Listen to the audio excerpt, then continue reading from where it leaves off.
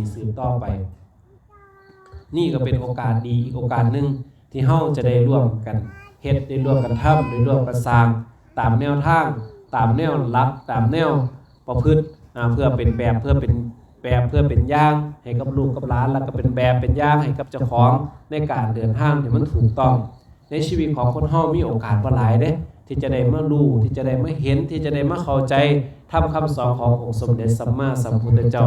มันยากมากนี่คือว่าเป็นโอกาสหนึ่งที่เปิดโอกาสให้ได้เฮาทุกคนได้รู้ได้เห็นได้ยินได้ฟังเป็นโอกาสที่ให้เฮาทุกคนที่จะได้รู้จักได้นำแนวทางของพระพุทธเจ้าได้ไปใช้ได้ไปปรับได้ไปประยุกต์เพื่อออกมาพัฒนาจิตใจเจ้าของนี่คือโอกาสสำคัญที่จัดขึ้นมาครั้งนี้เทื่อที่2เป็นหยังคือว่าเป็นสิ่งที่สำคัญเพราะว่าในโลกใบเนี่ยต่อให้มีอีหยังมากมายมหาศาลแก้วแหวนเงินทองทรัพย์สมบัติมีสิ่งใดก็ตามบนโลกใบนี้สิ่งเหล่านั้นบ่แม่นสิ่งที่จะเฮ็ดให้เฮาทุกคนมีความสุขได้อย่างแท้จริงแต่สิ่งที่เฮาได้กำลังประพฤติได้กำลังปฏิบัตินั้นมันจะเป็นความสุขที่แท้จริงให้กับเฮาเป็นความสุขที่แท้จริงจังไดวะติเป็นความสุขที่ระลึกได้ทุกคราสินิดทุกคราที่เหนื่อยทุกคราที่เมื่อยทุกคราที่ล้าจะอยู่หม่องใดบนโลกใบนี้เฮาหลับตาลงครั้งนึงเฮาเคยได้มาสวดมนต์ไหว้พระครั้งนึงเฮาได้มานั่งสมาธิครั้งนึงเฮาได้มาฟังเทศน์ฟังธรรมคิดถึงค่าใดก็อิ่มก็เอิบก็เบิกก็บานบ่ว่าอยู่บนโลกใบนี้อยู่มุมใดของโลกใบนี้คิดถึงค่าใดก็มีความสุขเนี่ยเห็นบ่คือสมบัติแนวอื่นเด้แก้วแหวนเงินทองทรัพย์สมบัติคิดถึงค่าใดก็เป็นห่วงคิดถึงงามใดก็เป็นห่วงคิดถึงงามใดก็อาลัยอาวรณ์คิดถึงงามใดก็โหยหามันบ่คือแนวโลกใบนี้เด้ที่มันมีขึ้นบนโลกใบนี้เป็นความสุขที่ยาวนานเป็นความสุขที่จีรังเป็นความสุขที่ยั่งยืนเป็นความสุขที่เป็นอมตะคิดถึงย่ำใดก็อิ่มคิดถึงย่ำใดก็เบิกคิดถึงย่ำใดก็บานต่างกับสมบัติทางโลกที่คิดถึงค่าใดก็มีแต่ความห่วงหาอาลัยอาวรณ์มีแต่ความอยากได้อยากดีอยากมีเพิ่มคิดถึงค่าใดก็เป็นห่วงอึดอัดฝังแน่นในหัวจิตหัวใจ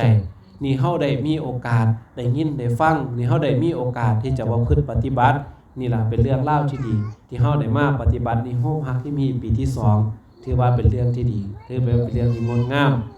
นี่คือสิ่งที่พวกเฮาทุกคนควรโมทนาบุญกับเจ้าของและก็โมทนาบุญกับเจ้าที่เจ้าทางควรโมทนาบุญกับโยมพ่อโยมแม่ที่ได้จัดสถานที่ให้เฮาได้ยอมเสียสละแรงกายแรงใจในการจัดเตรียมสถานที่คือว่าเป็นสิ่งที่เฮาควรอนุโมทนากับอนุโมทนาให้เพิ่นนั่งพร้อมกันสาธุสาธุสาธุเฮาได้มีสถานที่ฟังธรรมบัดทีนี้เฮาก็ได้มาปฏิบัติเอาเจ้าของบัดเรื่องเล่าของเฮาเรื่องเล่าที่มันเป็นไปเรื่องเล่าที่มันเป็นมา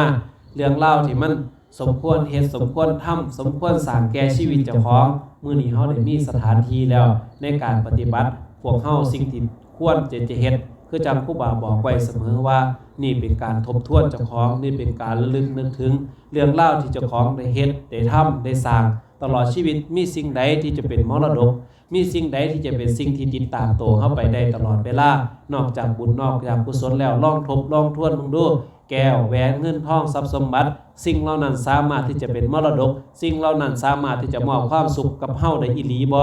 ลองทบลองทวนลองไขลองครวนลองตรึกลองตองลองนึกถึงธรรมคำสอนขององค์สมเด็จสัมมาสัมพุทธเจ้าว่ามันเป็นจริงคือจังเพิ่นเว้าบ่แม่นว่าเฮาจะกราบเพิ่นซื่อๆเด้พระพุทธเจ้าพระพุทธรูปบ่ได้มีไว้แต่กราบมีแต่ขอพรอย่างเดียวเฮาลองไขลองครวนลองตึกลองตอนสิ่งที่มีในชีวิตเฮาตอนนี้มันเป็นจริงคือจังที่พระพุทธเจ้าเพิ่นได้เว้าไว้บ่ว่าทุกสิ่งทุกอย่างเป็นของบ่จีรักยั่งยืนว่าทุกสิ่งทุกอย่างเป็นของทุกข์ว่าทุกสิ่งทุกอย่างเปลี่ยนแปลงอยู่ตลอดเวลาลองไขครวนตึกตองมึงดูว่ามันเป็นจริงคือจังเพิ่นบอกบ่ชีวิตเฮาวันหนึ่งคืนหนึ่งลองไขลองครวนลองตึกลองตองลองนำธรรมคำสอนขององค์สมเด็จสัมมาสัมพุทธเจ้ามาพิจารณามาไขมาครวนมึงแน่วันคืนล่วงไปมีอีหยังเป็นของเฮาอย่างเที่ยงแท้มีอีหยังที่มอบความสุขให้กับเฮาอีหลีบ่ลองเบิ่งดูมีความสุขอันใดที่เป็นความสุขของเฮาอีหลีพวกเฮารู้จักความสุขบ่เลยพวกเฮารู้จักแต่ความพอใจแล่นหาแต่ความพอใจในโลกใบนี้บ่เคยรู้จักความสุขที่แท้จริงแต่ปรารถนาความสุขอยากได้อยากมีอยากเป็นความสุขอยากได้คิดว่าความสุขคือการกินดีๆก็ว่าเจ้าของมีความสุข นอนดีๆก็ว่าเจ้าของมีความสุขมีเฮือนหลังใหญ่ๆก็ว่าเจ้าของมีความสุขได้อยู่ได้กินได้รับได้นอนในหม่องดีๆก็ว่าเจ้าของมีความสุขนั่นหาไม่ในความสุขของพญามารเพิ่นเอิ้นความสุขที่ไว้ล่อไว้ลวงความสุขแบบที่ได้อยู่ได้กินน่ะเป็นความสุขที่ล่อที่ลวงเป็นความสุขจอมปลอมเป็นความสุขที่เอาไว้แต่ขังเฮาไว้บนโลกมนุษย์ไปนี้เอาเป็นความสุขที่มาปนเปื้อเฮาหลอกลวงเฮาเฮ็ดให้เฮาหลงกลพญามารเราเอาเฮามาขังมากักมาขังไว้บนโลกใบนี้บ่ฮู้จักจบจักสิ้นเป็นความสุขจอมปลอมความสุขที่แท้จริงที่พระพุทธเจ้าได้กล่าวไว้บ่แม่นความสุขจากการได้กินได้นอนได้นั่งได้เฮือนหลังใหญ่ๆได้รถหลังคันงามๆนั่นบ่แม่นความสุขที่แท้จริงเป็นความสุขที่ได้เกิดจากการได้จากความสงบได้ความสุขที่เกิดจากความสงบได้ความสุขจากการมีเมตตาได้ความสุขจากการให้อภัยได้ความสุขจากการปล่อยได้ความสุขจากการว่างนั่นจึงจะเป็นความสุขที่แท้จริงนั่นจะเป็นความสุขที่จีรังยั่งยืนเป็นความสุขที่สามารถปลดกุญแจแหกกรงขังของพญามารได้เป็นความสุขที่งดงามเสมอนี่แหละคือสิ่งที่พระพุทธเจ้าเพิ่นอยากให้เฮ็ดอยากให้ทำอยากให้เกิดขึ้นกับการเกิดมาเป็นมนุษย์พวกเฮาเกิดมาได้พอพระพุทธได้พอพระธรรมได้พอพระสงฆ์ได้พอเรื่องเล่าดีๆมากมายกายกองพวกเฮาอย่าพลาดโอกาสที่มันยิ่งใหญ่ในชีวิตมรรคผลนิพพานบ่ได้ไกลตัวของเฮาเลยมรรคผลนิพพานอยู่ใกล้ๆของเฮาแต่ว่าพวกเฮาทุกคนต้องดึงสติเจ้าของกลับมาจากสิ่งที่โลกจอมปลอมนี่มันหลอกมันลวงให้เตือนจิตเตือนใจเจ้าของอยู่เสมอว่าโลกใบนี้บ่ได้สวยโลกใบนี้บ่ได้งามโลกใบนี้บ่ได้เพลิดเพลินสนุกสนานโลกใบนี้บ่ได้อยู่กับเฮาไปตลอดเฮาก็บ่ได้อยู่กับโลกใบนี้ไปตลอดจงเตือนใจเจ้าของจังซั่นแล้วก็ต้องเตือนจิตเตือนใจเจ้าของว่ามื้อนึงร่างกายเฮาเกิดมาแล้วมื้อนึงก็ต้องแก่มื้อนึงก็ต้องเจ็บมื้อนึงก็ต้องตายมื้อนึงก็ต้องเสื่อมสลายลงไปบ่เป็นขี้เถ้าบ่มื้อใดก็มื้อนึงอย่างแท้แน่นอนให้เตือนใจเจ้าของให้เป็นจังซั่นว่าเจ้าของต้องตายว่าเจ้าของต้องพัดว่าเจ้าของต้องพากว่าเจ้าของต้องจากว่าเจ้าของต้องล่าจากของอันเป็นที่รักจากของฮักของหวงจากของที่เจ้าของผูกพันจะเป็นแก้วแหวนเงินทองทรัพย์สมบัติเฮือนซ่านบ้านซองพ่อแม่พี่น้องหรือแม้แต่ร่างกายอันนี้ก็คือกันเฮาเลี้ยงเฮาทนุเฮาถนอมด้วยการกินด้วยการดื่มด้วยการอีหยังต่างๆหน้าประคบประงมมันอยู่ดีกินดีนอนดีเฮาประคบประงมมันดีส่ำใดมื้อนึงมันก็ต้องตายจากเฮาก็ต้องไปจากมันมื้อนึงเฮาก็ต้องพัดเฮาต้องพากจากล่าจากมันแน่นอนแขนขาเฮามื้อนึงมันก็บ่แม่นย่ามมันเจ็บย่ามมันปวดอีหลีมื้อนึงเฮาก็ต้องถิ่มมันไปกลายเป็นสมบัติของโลกใบนี้กลายเป็นขี้เถ้ากลายเป็นกองดินกลายเป็นกองน้ำกลายเป็นกองอีหยังก็บ่รู้ที่ถิ่มไว้ให้กับโลกใบนี้บ่มีของใดที่เฮาฮักเฮาหวงเฮาสามารถเอาไปนำได้นอกจากบุญนอกจากกุศลนอกจากคุณงามความดีแล้วใส่บ่มีหยังเลยที่เฮาจะเอาตามติดตามตัวเฮาไปได้มันเป็นสิ่งที่พระพุทธเจ้าเพิ่นบอกไว้เพื่อหยังว่าที่พระพุทธเจ้าบ่ได้บอกให้เฮาบ่ให้มีหยังเด้ต้องแก้คำสอนขององค์สมเด็จสัมมาสัมพุทธเจ้าออกว่าการปล่อยการว่างบ่แม่นว่าการบ่ให้มีหยังการปล่อยการว่างคือการบ่ยึดถือเอาสิ่งไหนสิ่งหนึ่งมาให้มันเกิดความทุกข์ในหัวจิตหัวใจเฮาเมื่อนึงถึงเฮาต้องพัดต้องพากต้องจากต้องล่าแก้วแหวนเงินทองทรัพย์สมบัติเฮาก็บ่โศกเศร้าอาลัยอาวรณ์มื้อนึงเฮาต้องตายจากโลกใบนี้เฮาก็บ่ได้เสียใจเลยว่าร่างกายเฮาต้องผุพังเนาลงตรงนี้เฮาก็บ่ได้ห้องเฮาก็บ่ได้ให้เฮาก็บ่ได้เสียดายเฮาก็บ่ได้อาลัยอาวรณ์กับมันจะผุมันจะพังก็เป็นไปตามเหตุมันจะผุมันจะพังก็เป็นไปตามวาระมันเฮาปล่อยเฮาว่างบ่แม่นว่าเฮาบ่มีเด้คนมีเด้จังสามารถปล่อยว่างได้คนบ่มีบ่สามารถปล่อยได้บ่สามารถว่างได้เฮาบ่มีเฮาปล่อยบ่ได้เฮาว่างบ่ได้เพราะว่าเฮาบ่มีแล้วจังปล่อยได้เฮามีแล้วจังว่างได้เพราะว่าจะฮู้จักวิธีปล่อยฮู้จักวิธีว่างเฮาจะปล่อยร่างกายเฮาก็ต้องมีร่างกายก่อนเห็นบ่เทวดาบ่มีร่างกายบ่สามารถปล่อยได้พรหมบ่มีร่างกายบ่สามารถปล่อยร่างกายเจ้าของได้เทวดาบ่สามารถปลดปล่อยทุกข์ได้เพราะเทวดาบ่มีทุกข์มีแต่สุขเฮาเด้จะปล่อยอีหยังได้ก็ตามบ่แม่นว่าบ่ให้มีพระพุทธเจ้าว่าการปล่อยวางไม่ใช่การไม่มีอยู่แต่ไม่ยึดถือให้ใจนั้นเป็นทุกข์เรียกว่าการปล่อยวางบ่แม่นว่าบ่มีอีหยังเลยการบ่มีเฮาบ่ใส่คำว่าปล่อยวางได้การบ่มีมันคือการบ่มีมันว่างจากความบ่มีต่างหากบ่แม่นว่ามันเอามีแล้วมันปล่อยวางได้เหมือนเทวดาบ่สามารถปล่อยทุกข์ได้เพราะว่าลุกทุกข์เป็นจังไดบ่รู้เพราะในเทวดามีแต่ความสุขอยู่ในสุคติโลกสวรรค์มีแต่สุขบ่มีทุกข์ก็เลยบ่สามารถที่จะเรียนรู้ที่จะปล่อยวางทุกข์เฮา มีโอกาสแล้วให้พากันเรียนรู้กับการปล่อยวางกับสิ่งที่มันเฮ็ดให้เจ้าของสุขและก็เฮ็ดให้เจ้าของทุกข์อีหยังมันเฮ็ดให้เฮาสุขอีหยังเฮ็ดให้มันทุกข์ให้พากันเรียนรู้ให้พากันฝึกฝนให้พากันอบรมเจ้าของแล้วก็พากันปล่อยวางมันเพราะเพิ่นบ่ได้บอกให้เฮาบ่ได้มีหยังเด้มีแก้วแหวนเงินทองทรัพย์สมบัติเมื่อมีแล้วก็รู้จักวิธีปล่อยเมื่อมีแล้วก็ให้รู้จักวิธีวางเมื่อมีแล้วก็ควรจัดสรรมันให้ดีอย่าให้มันมาเหน็ดเหนื่อยกับการหาเหน็ดเหนื่อยกับการมีเหน็ดเหนื่อยกับการกว่าจะได้มาทั่วจะเป็นเงินทั่วจะเป็นทองทั่วจะเป็นให้ทั่วจะเป็นหน้าหามาด้วยความยากหามาด้วยความลำบากหามาด้วยความเหน็ดหามาด้วยความเหนื่อยเมื่อมีแล้วก็อย่าให้มันเป็นทุกข์ให้กับเฮาเมื่อมีแล้วให้มันเป็นสิ่งที่เฮ็ดให้เฮาได้เกื้อหนุนโลกใบนี้ได้เกื้อหนุนได้เฮ็ดให้จิตใจเจ้าของสูงส่งขึ้นเฮ็ดให้จิตใจเจ้าของเบิกบานบ่แม่นมีแล้วเฮ็ดให้ใจเจ้าของทุกข์เฮ็ดให้เจ้าของยากเฮ็ดให้เจ้าของตอมเฮ็ดให้เจ้าของตมมีแล้วให้มันเป็นสิ่งที่มันจะโล่งหัวจิตหัวใจเจ้าของบ่แม่นมีแล้วเฮ็ดให้มันทุกข์มีแล้วเฮ็ดให้มันยากมีแล้วเฮ็ดให้มันลำบากมีแล้วมันเป็นเครื่องเศร้าหมองให้กับหัวใจเฮาสู่บ่มีซะดีกว่าฉะนั้นแล้วสิ่งใดมีแล้วอย่าเฮ็ดให้มันเกิดเป็นความทุกข์ในหัวใจเจ้าของสิ่งใดที่มีแล้วเฮ็ดให้มันทุกข์เฮ็ดให้มันยากหาวิธีปล่อยวางมันเด้อตั้งแต่มื้อนี้เป็นต้นไปอย่าไปทุกข์กับมันจนเกินกว่าเหตุกับสิ่งใดที่มีนี่คือสิ่งที่พระพุทธเจ้าเพิ่นแนะนำบอกสอนให้ได้เฮาได้มาฝึกฝนอบรมเพราะสิ่งใดที่เฮามีแล้วไปยึดไปมันไปถือเอามีแล้วไปยึดไปถือไปแบกไปหามเอาสิ่งนั้นมันจะก่อความทุกข์เพราะทุกข์เพราะพัดทุกข์เพราะภาคทุกข์เพราะจากทุกข์เพราะล่าเมื่อพัดภาคจากล่าด้วยความทุกข์เกิดความตรอมตรมทุรนทุรายสิ่งเหล่านี้จะก่ออบายให้เฮาสิ่งเหล่านี้จะก่อนรกให้กับหัวใจเฮาฉะนั้นแล้วจงเรียนรู้ความทุกข์สิ่งที่ของมีให้มันได้หลายๆเรียนรู้ทุกข์ฮู้จักทุกข์ฮู้จักสุขเฮาจะได้ฮู้จักวิธีปล่อยวางทุกข์ฮู้จักวิธีปล่อยวางสุขแล้วเฮาจะฮู้จักวิธีดำรงตนบนโลกใบนี้โดยความเข้าใจโลกใบนี้ว่าโลกใบนี้มีแต่ทุกข์ที่เกิดขึ้นมีแต่ทุกข์เท่านั้นที่ตั้งอยู่มีแต่ทุกข์เท่านั้นที่ดับไปเฮาสิได้ชีวิตอย่างผู้บ่ประมาทเฮาจะได้ใช้ชีวิตอย่างผู้รู้กฎแห่งโลกใบนี้เฮาสิได้รู้จักว่าโลกใบนี้บ่ได้มีหยังสวยงามโลกใบนี้บ่ได้มีหยังจีรังอย่างยืนโลกใบนี้มีแต่ทุกข์เท่านั้นที่เกิดขึ้นมีแต่ทุกข์ตั้งอยู่เฮาสิได้เข้าใจธรรมชาติและเฮาสิได้ใช้ชีวิตบนความบ่ประมาทนี่คือสิ่งที่พวกเฮาสมควรเฮ็ดให้เกิดกับหัวจิตหัวใจเจ้าของเฮ็ดให้เข้าใจโลกใบนี้แล้วเฮาสิใช้ชีวิตด้วยความเรียบด้วยความง่ายด้วยความบ่อึดอัดด้วยความบ่ขัดสนเพราะเข้าใจโลกใบนี้อย่างท่องแท้ว่าเฮาเกิดมาเพื่อพร้อมที่จะพัดภาคจากล่าจากทุกสิ่งทุกอย่างเมื่อมันเกิดขึ้นแล้วเฮาสิบ่ได้ดิ้นรนขนขวายเพื่อปกป้องบ่อยากให้มันพัดบ่อยากให้มันภาคบ่อยากให้มันจากบ่อยากให้มันล่านั่นเป็นความทุกข์เพราะทุกสิ่งทุกอย่างเกิดขึ้นตามเหตุดับไปตามเหตุถ้าบุคคลไหนอยากเปลี่ยนแปลงบุคคลไหนอยากแก้ไขบุคคลไหนอยากประคับประคองบุคคลนั้นก็ย่อมเจอแต่ความทุกข์เพราะหยังว่าที่โลกใบนี้มันมีกฎของมัน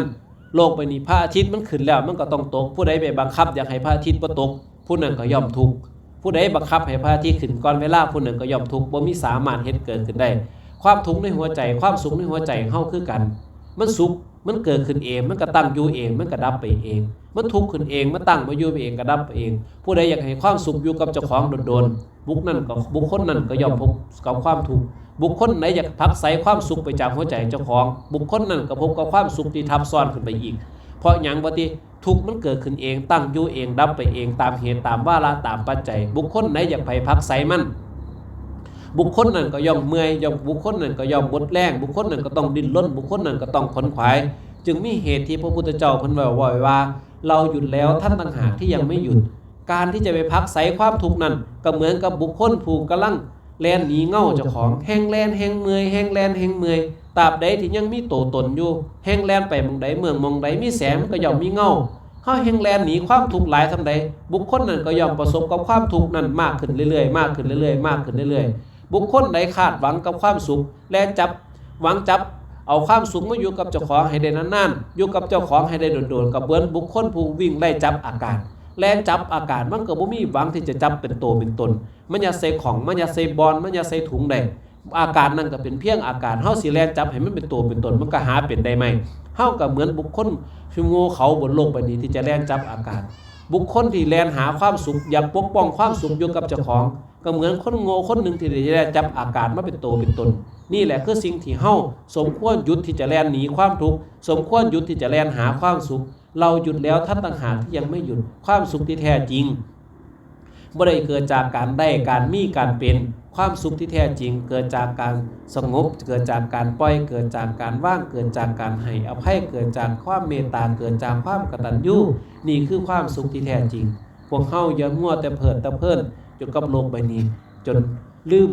ความจริงแล้วก็พวกเฮาอย่าพากันจมแต่ทุกข์ว่าแต่ทุกข์บางหันทุกข์บางนี้อย่าจมตะปากอย่าเว้าตะปากไปลอยๆความทุกข์เกิดขึ้นแล้วพวกเฮาให้พากันย่ำเกรงความทุกข์นั่นแน่อย่าจมว่าตะทุกข์อย่าจมว่าตะยากว่าจมว่าตะลำบากหลายจมแล้วจมอีกเว้าแล้วเว้าอีกว่าทุกข์แต่ว่าพวกเฮาบ่เคยกลัวเกรงในความทุกข์นั้นจริงๆความทุกข์เกิดขึ้นพวกเฮาเดี๋ยวจมมีแต่จมทุกข์จมยากผัวก็เป็นจังนึงลูกก็เป็นจังนึงเมียก็เป็นจังนึงให้หน้าสาโทก็เป็นจังนึงเฮ็ดหน้าก็ต้มว่าทุกข์บัดนั้นว่าอยากได้หน้ามีสวนก็จมทุกข์บัดนั้นว่าอยากได้สวนพวกเฮามีแต่จมทุกข์แต่ว่าพวกเฮาบ่ได้เคยย่ำเก่งแล้วก็บ่เคยเก่งกลัวต่อทุกข์อีหลีมีแต่จมมีแต่จมมีแต่จมพระพุทธเจ้าว่าโลกนี้เต็มไปด้วยกองทุกข์นั่นล่ะจมไปความทุกข์นั้นก็บ่ได้หายไปไสดอกพวกเจ้าบ่มาปฏิบัติเพื่อออกจากมันจมไปกี่มือจมไปกี่เว้นจมไปกี่คืนความทุกข์นั้นก็บ่ได้หายไปความทุกข์มันบ่ได้เกิดมาย่านความจมเด้เฮาจมทุกข์จมยากจมลำบากจมเข็นใจแต่ว่าพวกเฮาก็บ่เคยเข็ดบ่เคยหลาบกับความทุกข์ได้แค่จมไปมือๆซื่อๆบุคคลใดที่เห็นแล้วว่าโลกนี้เต็มไปด้วยกองทุกข์ฟังไว้เด้อผู้ใดคิดว่าเจ้าของฉลาดผู้ใดคิดว่าเจ้าของมีปัญญาจะมองโลกใบนี้ว่า บุคคลไหนที่ฉลาดแล้วเห็นว่าโลกใบนี้เต็มไปด้วยกองทุกข์เห็นว่าโลกใบนี้เต็มไปด้วยกองโทษเขาจะเบื่อหน่ายกับการมีชีวิตอยู่เบื่อหน่ายกับการดำรงตนอยู่ในโลกมนุษย์ใบนี้แล้วเพิ่นจะหาทางออกจากกองทุกข์ถ้าบุคคลไหนมองเห็นว่าโลกใบนี้เต็มไปด้วยกองทุกข์เห็นว่ากายนี้เต็มไปด้วยความบ่เที่ยงแท้แน่นอนเห็นว่ากายใบนี้เป็นของบ่จีรังยั่งยืนเห็นว่าโลกใบนี้เปลี่ยนแปลงอยู่ตลอดเวลาบุคคลไหนเห็นจังซี่แล้ว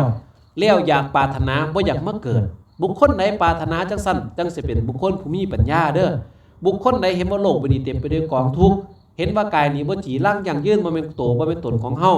เห็นแล้วว่ามันบ่เที่ยงแท้แน่นอนเกิดความเบื่อหน่ายบ่อยากเวียนว่ายตายเกิดบนโลกใบนี้อีกแล้วบ่อยากเกิดมาเป็นมนุษย์แล้วบ่อยากเกิดมาอยู่บนโลกใบนี้อีกแล้วนั่นจังจะเป็นบุคคลผู้มีสติปัญญาอย่างแท้จริงเจ้าอย่าว่าเจ้าได้เป็นนั้นเจ้าว่าเก่งอย่าว่าอันนี้ได้เป็นว่าเก่งอย่าว่าเก่งเพราะเจ้าของเกิดมนุษย์เกิดมาเป็นมนุษย์อย่าว่าเจ้าของเป็นสัตว์ประเสริฐเพราะการเกิดเป็นมนุษย์การเกิดเป็นมนุษย์จะประเสริฐบ่ประเสริฐขึ้นอยู่กับว่าเฮามีสติปัญญาแยกแยะดีแยกแยะชั่วเห็นโทษภัยของความชั่วเห็นคุณของความดีบ่นี่มันยังจะเป็นคนที่เอิ้นชื่อว่าเจ้าของเป็นสัตว์ประเสริฐเมื่อรู้ดีเมื่อรู้ชั่วเมื่อฮู้จักแยกดีชั่วแล้วลงมือปฏิบัติทำสร้างเหตุแห่งความสุขสร้างเหตุแห่งความดีให้กับเจ้าของจังไดจังว่าให้สร้างเหตุแห่งความดีสร้างเหตุแห่งความสุขให้กับเจ้าของเพราะเหตุแห่งความดีจะนำพาให้เฮาได้เข้าใกล้เหตุแห่งความสุขเมื่อสร้างเหตุแห่งความสุขบ่อยเขาสุขมากขึ้นจะเป็นเหตุแห่งมรรคผลนิพพานเพราะมรรคผลนิพพานเกิดจากบรมสุขเมื่อเฮาสร้างเหตุแห่งสุขมากขึ้นความสุขนั้นจะเข้าสู่เป็นบรมสุขความสุขที่เฮาได้แบ่งปันความสุขที่เฮาได้มีเมตตาความสุขที่เฮาได้อ่อนน้อมถ่อมตนความสุขที่เฮาได้เจริญภาวนาความสุขที่เฮาได้สงบจากบาปจากอกุศลสิ่งเหล่านี้แหละจะนำมรรคนำผลมาให้เฮาสิ่งเหล่านี้แหละจะนำความหลุดความพ้นมาให้เฮาสิ่งเหล่านี้แหละจะนำพาเฮาไปสู่ความเป็นสัตว์ประเสริฐอย่างแท้จริงสิ่งเหล่านี้แหละจะเป็นเครื่องมือในการปิดประตูนรกเฮ็ดให้เฮาได้รอดพ้นจากการเวียนว่ายตายเกิดในสัตว์เดรัจฉานในเปรตในอสุรกายในสัตว์นรกมันจะนำพาเฮาเวียนว่ายตายเกิดในมนุษย์และก็สวรรค์บ่เกิน7ภพ7ชาติแล้วเฮาจะได้เข้าสู่กระแสธรรมขององค์สมเด็จสัมมาสัมพุทธเจ้าสุดท้ายปลายทางเฮาก็จะได้เข้าสู่มรรคผลนิพพานอย่าลืมพากันพิจารณาอย่าลืมพากันใคร่กันควรกันตึกกันตองตามยังเฮาเวลายังมีอยู่ตามสติสัมปชัญญะเฮายังมีอยู่เขาควรพิจารณาให้มันดีควรพิจารณาให้มันแยบคายสมกับการได้เกิดเป็นมนุษย์มาเจอพระพุทธศาสนาลองไข่ลองควรลองตึกลองตองมึงดูว่าสิ่งใดที่เฮาควรสร้างว่าสิ่งใดที่เฮาสมควรเฮ็ดสิ่งใดที่เฮาเฮ็ดแล้วมันดีมันงามเฮาสามารถพอกพูนได้สิ่งใดเฮ็ดแล้วรู้สึกว่ามันเป็นสิ่งที่บ่ดีบ่งามเฮาสามารถลดละได้ลองเฮ็ดลองทำลองสร้างโอกาสที่ดีให้กับเจ้าของเพื่ออีหยังบ่ติบ่ได้เพื่ออีหยังเลยบ่ได้เพื่อผู้ใดเลยเพื่อเฮาแต่ผู้เดียว เพราะว่าสิ่งเหล่านี้จะเป็นสิ่งที่จะติดตามตัวเฮาไปทุกภพทุกชาติเพราะสิ่งเหล่านี้จะนำพาเฮาไปสู่ความงดงามอย่างแท้จริงบ่ได้เป็นไปเพื่อสิ่งอื่นบ่ได้เป็นไปเพื่อสิ่งใดแต่เป็นไปเพื่อมรรคผลนิพพานแต่เป็นไปเพื่อเดินบนเส้นทางอริยมรรคมีองค์8ตามธรรมคำสอนขององค์สมเด็จสัมมาสัมพุทธเจ้าบุคคลใดสามารถยกหัวจิตหัวใจเจ้าของให้ห่างเว้นจากสิ่งบ่ดีให้นักแน่นในสิ่งที่ดีบุคคลนั้นย่อมเป็นลูกศิษย์ขององค์สมเด็จสัมมาสัมพุทธเจ้าบุคคลนั้นย่อมได้เดินบนเส้นทางแห่งอริยมรรคมีองค์8ปลายทางคือมรรคผลนิพพานบ่มือใดกับมือหนึ่งอย่างแน่นอนฉะนั้นแล้วเฮาควรหนักเฮาควรแน่นในการเห็นคุณงามความดีเฮาควรเสื่อมมั่นบ่ลังเลสงสัยในคุณพระพุทธพระธรรมพระสงฆ์เพราะสิ่งเหล่านี้จะเป็นสิ่งที่ดีสิ่งที่งามถ้าเฮาจะบ่ลังเลในสิ่งใดสิ่งหนึ่งใดเฮาต้องลงมือปฏิบัติเฮาต้องลงมือคิดเฮาต้องลงมือทำในสิ่งที่พระพุทธเจ้าได้กล่าวไว้จนประจักษ์แก่หัวใจดีบ่ที่เฮาได้ปล่อยวางดีบ่ที่เฮาได้ให้อภัย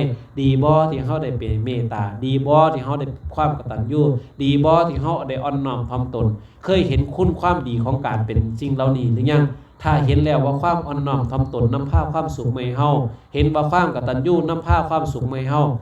กับพากันพอกเฮากับพากันพูนเฮากับพากันเพิ่มเติมความสุขนั้นให้มากๆยิ่งขึ้นไปเพราะสิ่งนี้จะติดตามตัวเฮาไปทุกภพทุกชาติอย่างแน่นอนเพราะสิ่งนี้จะเป็นสิ่งให้เฮาได้เชื่อมั่นในคำสอนขององค์สมเด็จสัมมาสัมพุทธเจ้าเพราะสิ่งเหล่านี้จะเห็นเฮาเชื่อมั่นและก็นักแน่น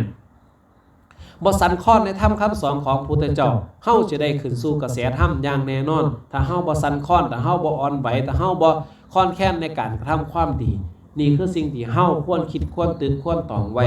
เพื่อความงดงามในหัวใจเจ้าของ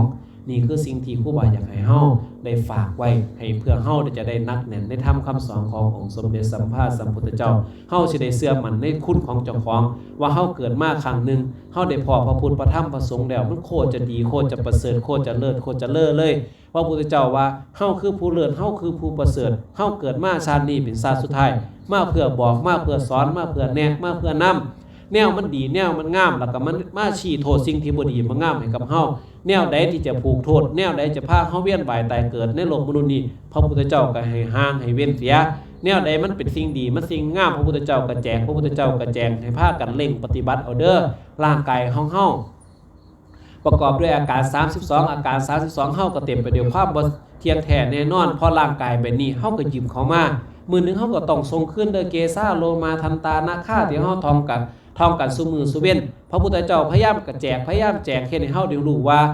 เนื้อหนังมังสาเนื้อหนังเอ็นกระดูกปอดตับม้ามไตหัวใจของเฮานี่แยกออกไปแล้วแยกออกไปแล้วสลายออกไปแล้วสุดท้ายก็เป็นแค่กองดินกองน้ำกองลมกองไฟ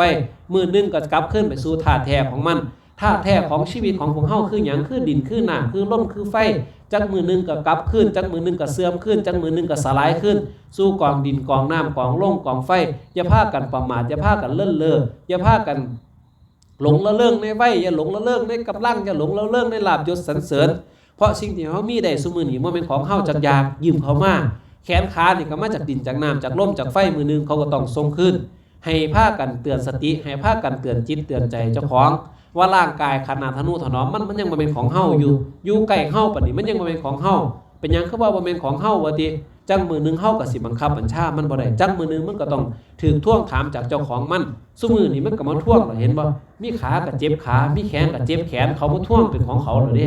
ให้เตือนทุกเจ้าว่าเริ่มมีโรคมีภัยมีไข้มีเจ็บมาแล้วค่อยสิมาพัดมาพาซุเจ้าแล้วเด้ค่อยสิพาเจ้าไปสู่ความตายค่อยสิมาท่วงเอาดินเอาน้ำเอาลมเอาไฟค่อยคืนแล้วเด้มันบ่เป็นของซุเจ้าเขาเจ้ามาเตือนด้วยความเจ็บเขาเจ้ามาเตือนด้วยความป่วยเพื่อให้เฮาได้ระวังตัวเพื่อให้เฮาบ่ประมาทเพื่อให้เฮาได้เตรียมตัวว่ามื้อนึงต้องพัดพากจากมันเด้อนี่คือสิ่งที่ความเจ็บความปวดเขามาเตือนพวกเฮาว่าเฮานี่ใกล้สิได้พัดเฮาสิได้พากเฮาสิได้จากได้ล่าร่างกายอันนี้แล้วจักมื้อนึงความตายก็สิพาเฮาพัดเฮาพากเฮาจากเฮาล่าแล้วให้เฮาเตรียมตัวไว้นี่คือสิ่งที่เฮาควรคิดควรพิจารณาควรไขควรตึกตองให้ดีว่ามื้อนึงเด้อร่างกายเฮาก็ต้องเสื่อมไปสลายไปอย่าพากันประมาทในวัยอย่าพากันประมาทในกำลังอย่าพากันประมาทในลาภยศสรรเสริญให้พากันตั้งจิตให้พากันตั้งใจเอาร่างกายที่มีอยู่เอาเหี่ยวแห้งที่มีอยู่นี่ตอนที่มันยังมีสติสัมปชัญญะสมบูรณ์พร้อมอยู่นี่ให้พากันเอามาสร้างคุณงามความดีให้มาเอากันสร้างเอาบุญสร้างเอากุศลนี่ล่ะคือสิ่งที่พวกเฮาทุกคนควรเฮ็ดตอนที่ยังมีร่างกายอยู่ควรเฮ็ดให้มัน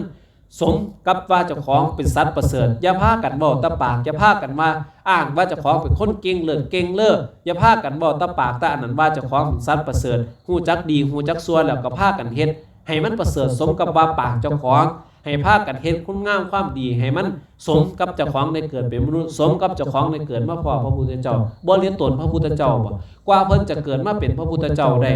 สะสมบารมีมา20อสงไขยก็อีกเศษแสนมหากัปท่านมาบ่รู้จัก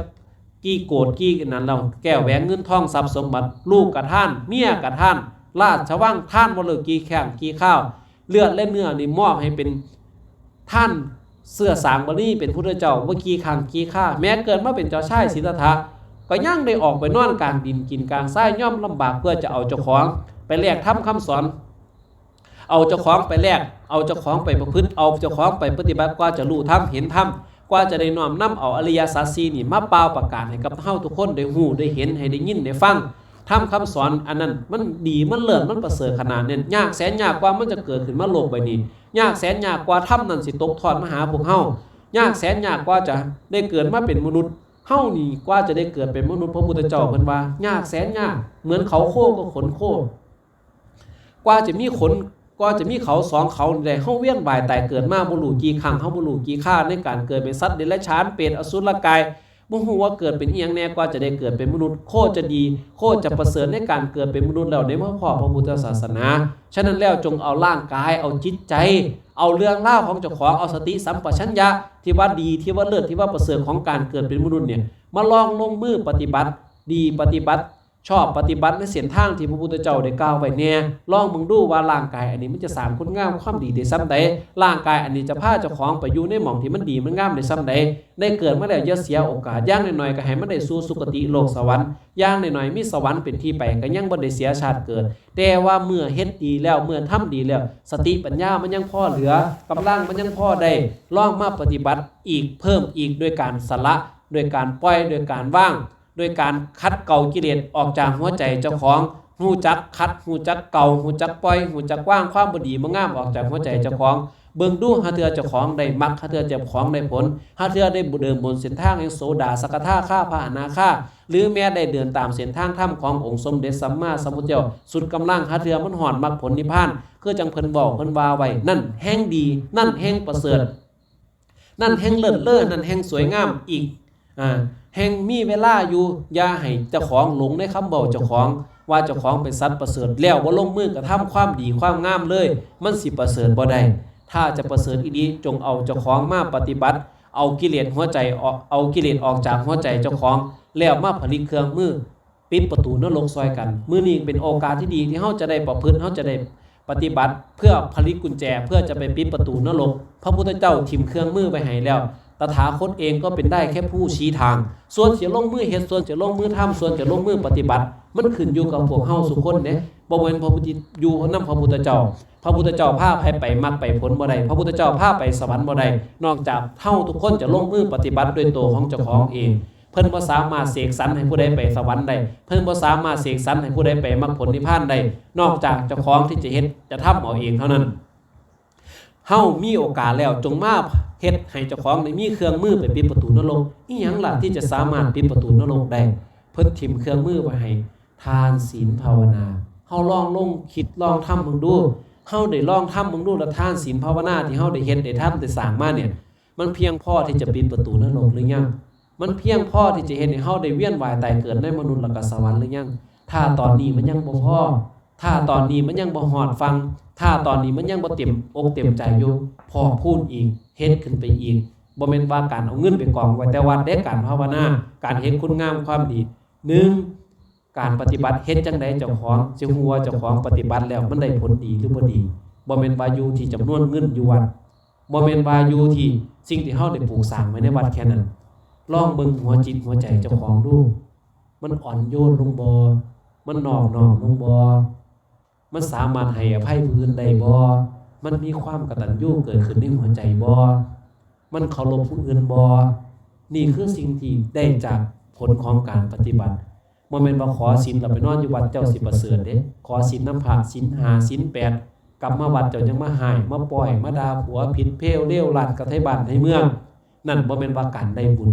การไปนอนอยู่วัดถือศีล5ถือศีล8เพิ่นให้สำรวมระวังบ่เบียดเบียนตนบ่เบียดเบียนผู้อื่น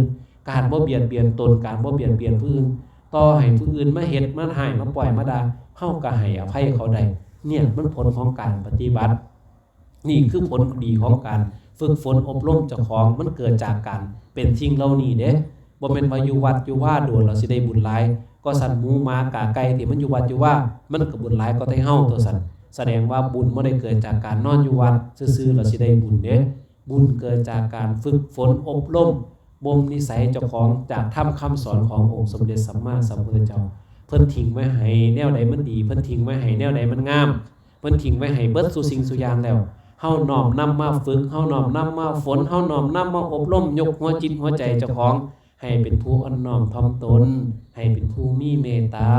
ให้เป็นบุคคลผู้กตัญญูรู้คุณให้เป็นบุคคลผู้วานอนสอนง่ายให้เป็นบุคคลผู้โอบอ้อมอารีนี่คือผลของการปฏิบัติธรรมของพระพุทธเจ้าบ่ได้ปฏิบัติให้ผู้ใดวิเศษวิโสบ่ได้ปฏิบัติให้ผู้ใดสูงส่งกว่าผู้ใดธรรมของพระพุทธเจ้าให้เฮายืนอยู่เหนือกิเลสในหัวใจเจ้าของนี่แหละเป้าหมายสูงสุดของเพิ่นบ่ได้ให้ผู้ใดมากราบบ่ได้ผู้ใดไหว้ผู้ใดสรรเสริญสิ่งใดสิ่งหนึ่งสิ่งที่พระพุทธเจ้าทิ้งไว้ให้คือสิ่งที่เฮ็ดให้เฮายืนอยู่เหนือกิเลสในหัวใจเจ้าของบ่แม่นว่าเฮาถือศีล5สูงกว่าผู้นั้นถือศีล8ดีกว่าผู้นี้ถือศีล10แห้งประเสริฐถือศีล200เก่งกว่าเขาบ่แม่นสิ่งที่พระพุทธเจ้าทิ้งไว้ให้ก็เพื่อเฮาได้สำรวมระวังในหัวใจเจ้าของเพื่อเฮาได้เอาไปชนะกิเลสในหัวใจเจ้าของแค่นั้นละสิประเสริฐบ่ประเสริฐบ่ได้อยู่ที่เฮาถือศีลหน่อยถือศีลหลายประเสริฐบ่ประเสริฐสัตว์อยู่ที่เฮาสามารถยืนอยู่เหนือกิเลสในหัวใจเจ้าของได้หน่อยได้หลายต่างหากคนที่ดีคนที่งามแล้วบ่ได้เอาตนไปยกข่มผู้ใดบ่ได้เอาว่าเจ้าของสูงกว่าผู้ใดบ่ได้ปฏิบัติให้ผู้ใดเพื่อสรรเสริญบ่ได้ปฏิบัติให้ผู้ใดยกย่องบ่ได้ปฏิบัติให้ผู้ใดเพื่อกราบเพื่อไหว้เป้าหมายสูงสุดในการปฏิบัติเพื่อยืนอยู่เหนือกิเลสในหัวใจเจ้าของเพื่อให้เจ้าของกราบเจ้าของได้ว่าเฮาอดทนเข้มแข็งเด็ดเดียวที่จะยืนอยู่เหนือกิเลสได้นานเท่านั้นนั่นล่ะคือสิ่งที่ยิ่งใหญ่ที่สุดของนักภาวนานี่คือสิ่งที่ยิ่งใหญ่ที่สุดที่พระพุทธเจ้าทิ่มไว้ให้ลูกให้หลานเพื่อให้เกิดความอาถรรพ์ในการเดินบนเส้นทางที่มันถูกต้องเฮามีโอกาสเฮ็ดเฮามีโอกาสทำเฮามีโอกาสปฏิบัติแล้วให้พากันภาคภูมิใจที่ได้เกิดมาเป็นลูกพระพุทธเจ้าพระพุทธเจ้าบ่เคยหลอกลวงผู้ใดพระพุทธเจ้าบ่เคยเอาเปรียบผู้ใดพระพุทธเจ้าบ่ได้หวังอีหยังจากผู้ใดแต่สิ่งที่พระพุทธเจ้าหวังที่สุดเป็นห่วงที่สุดปรารถนาดีกับเฮาที่สุดคืออยากให้พวกเฮาได้น้อมนำธรรมคำสอนของพระพุทธองค์ที่ย่อมเหน็ดที่ย่อมเหนื่อยที่ย่อมเมื่อยที่ย่อมล้ามาปฏิบัติเพื่อให้เฮาได้เข้าไปสู่เส้นทางที่มันถูกต้องเส้นทางที่มันยิ่งใหญ่เส้นทางแห่งอริยมรรคมีองค์8ก่อนที่เฮาจะแตกดับสลายลงไปก่อนที่ดินน้ำไฟลมนี่สิกลับคืนสู่ธาตุแท้ของมันเพิ่นแค่ปรารถนาอยากให้เฮาทันทุกคนได้เดินบนเส้นทางแห่งอริยมรรคมีองค์8เฮาสิบ่ได้ไปเวียนว่ายตายเกิดในสัตว์นรกอีกต่อไปนี่คือสิ่งที่พระพุทธเจ้าเพิ่นปรารถนาที่จะมอบให้กับลูกเพิ่นเมื่อเฮามีโอกาสแล้วให้พากันตั้งจิตตั้งใจปฏิบัติบูชาคุณขององค์สมเด็จสัมมาสัมพุทธเจ้าการบูชาคุณของพระพุทธเจ้าพระพุทธเจ้าบ่ได้ดีขึ้นกว่าเก่าพระพุทธเจ้าบ่ได้สูงส่งขึ้นกว่าเก่าแต่สิ่งที่มันดีขึ้นกว่าเก่าคือจิตใจพวกเฮาปฏิบัติบูชาคุณของพระพุทธเจ้าพระพุทธเจ้าเพิ่นสิบ่ประเสริฐขึ้นกว่าความเป็นพระพุทธเจ้าแล้วแต่ว่าคนที่จะประเสริฐขึ้นคือพวกเฮาต่างหากการปฏิบัติบูชาคุณขององค์สมเด็จสัมมาสัมพุทธเจ้ามีแต่เฮาจะสูงส่งขึ้นมีแต่เฮาสิดีขึ้นมีแต่เฮาสิงามขึ้นมีแต่เฮาสิยิ่งใหญ่ในธรรมขึ้นทุกมื้อพระพุทธเจ้าบ่ได้ดีเลิศประเสริฐซ้ำเฮาเด้คนที่ได้คือเฮาคนที่เข้าใจธรรมคือเฮาคนที่จะอยู่เหนือกิเลสก็คือเฮาคนที่จะได้ไปสวรรค์ก็คือเฮาคนที่จะได้ไปมรรคผลก็คือเฮาฉะนั้นแล้วการปฏิบัติบูชาคุณของพระพุทธเจ้ามีแต่ข้อดีมีแต่ข้อเลิศมีแต่ข้อประเสริฐผู้ที่จะได้ก็คือเฮาบ่มีผู้อื่นเลยในโอกาสนี้ก็ถือว่าเป็นโอกาสที่ดีที่พวกเฮาได้มารวมกันปฏิบัติได้มารวมกันฟังเทศน์ได้มารวมกันฟังธรรมได้มารวมกันเฮ็ดสิ่งที่มันดีมันงามประดับกับโลกใบนี้ไว้ได้มาบูชาคุณขององค์สมเด็จสัมมาสัมพุทธเจ้าผู้เพิ่นปรินิพพานไปแล้วบ่มีโอกาสได้มาบอกได้มากล่าวได้มากันนี้เฮาก็ยังมาได้มีโอกาสได้แสดงธรรมอยู่ตรงนี้ถือว่าเป็นเรื่องที่ดีถือเป็นเรื่องที่งามเฮาเกิดมาแล้วเป็นลูกพระพุทธเจ้าเฮาเกิดมาแล้วได้เกิดมาเป็นอุบาสกอุบาสิกาในพระพุทธศาสนาแล้วเฮามีโอกาสมี มีวาระที่มันดีมันงามจังซี่ก็พากันพอคูณก็พากันตั้งจิตก็พากันตั้งใจก็พากันตั้งจิตอธิษฐานให้สูงส่งให้ไฟไปในธรรม